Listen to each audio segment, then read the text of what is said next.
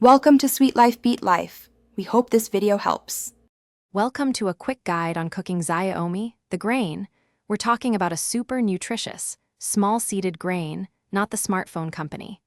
Xiaomi, or millet as it's often called, is a beloved staple food in many cultures.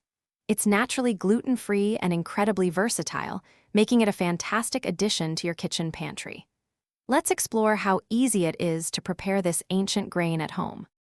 Before you start cooking, a little preparation goes a long way. First, always rinse your Xiaomi thoroughly under cold, running water. This helps remove any dust or debris, ensuring a clean dish.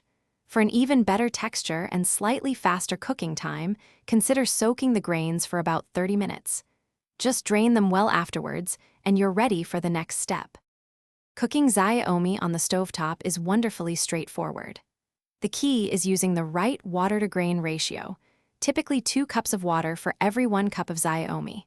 Combine them in a pot, bring it to a rolling boil, then immediately reduce the heat to a low simmer.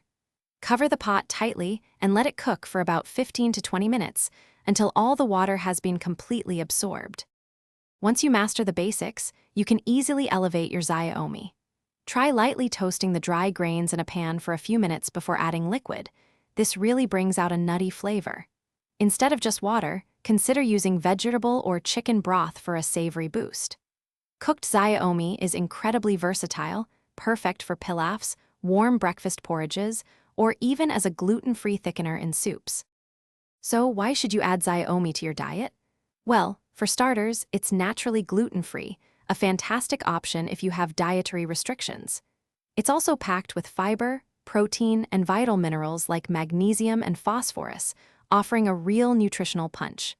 Adding Xiaomi to your meals is an easy and delicious way to enhance your overall health and well-being.